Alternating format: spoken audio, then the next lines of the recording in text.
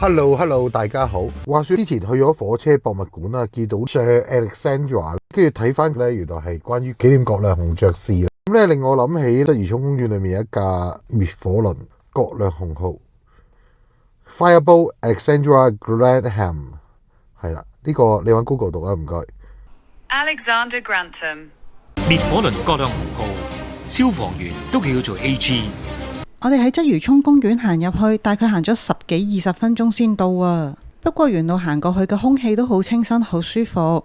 差唔多接近葛量洪號嘅時候，望到海邊仲靚啊。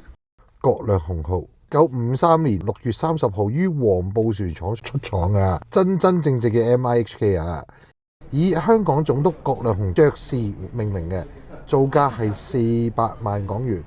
嗱，當年咧呢嚿嘢係天文數字嚟嘅，因為當日咧導賞員哥哥話俾我哋聽咧，俾個參考數你啦。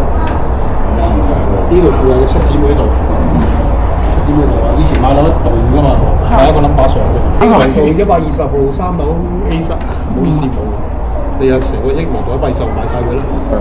咁房緊房係4萬蚊嘅，成條七姊妹道都冇100。咁你諗下400幾萬係幾誇張啊？呢個價咧可以買晒成條七姊妹道，仲有搭添啊，陰公豬。不過咧，就算咧天價嘅造船，中間有幾多豐功偉績咧，最後咧因為年事已高咧，俾人遺棄嘅。唉，由1953年開始投入服務，服役咗接近半個世紀，於2002年退役。咁需要找個容身之所嘅時候呢，冇乜人願意收留佢嘅咋。嗱，咁你諗下啦，香港去邊度揾個地方去安置一長38.9米、闊9米、高15米，仲有500幾噸嘅龐然巨物呢？咁所以呢，其實好多人都唔願意收留嘅。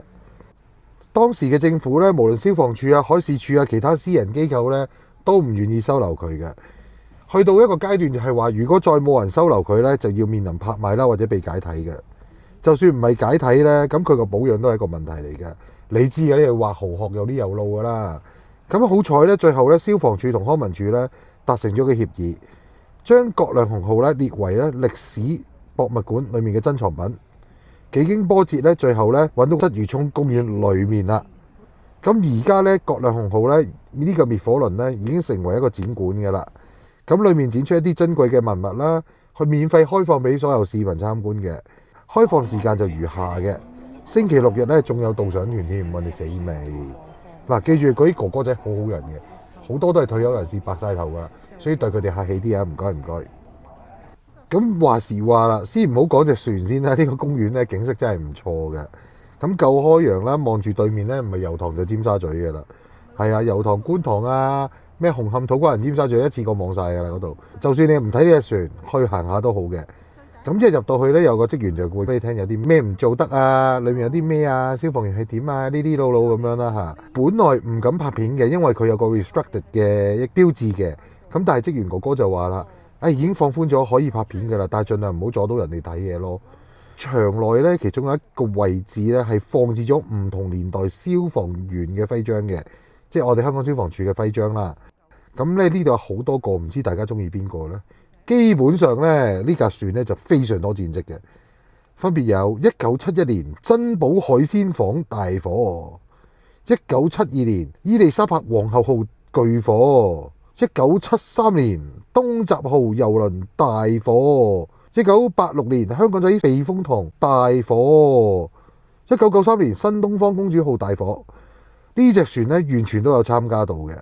By the way 啦，佢都係一個展覽館啊嘛，佢展覽館裏面咧亦都有部分嘅消防資訊咧可以俾大家參考下嘅，亦都會有介紹翻佢參與過啲咩戰役咁樣咯。記住 share、like、subscribe 啦，叫埋啲親戚朋友做啊，唔該，多謝晒咁多位。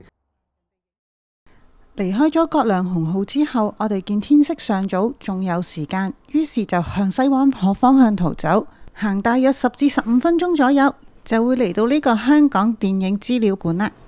入到去見到呢個超巨型嘅機，好震撼啊！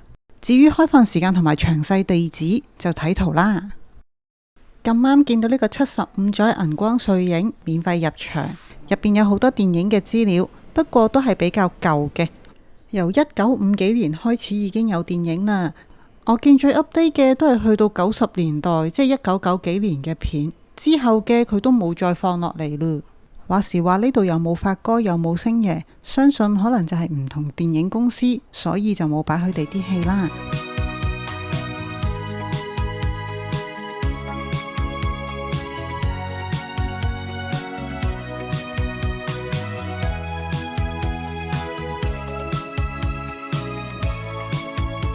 如果大家想要唞一唞 take 個 break 嘅，其實我都幾推介呢一個海濱公園。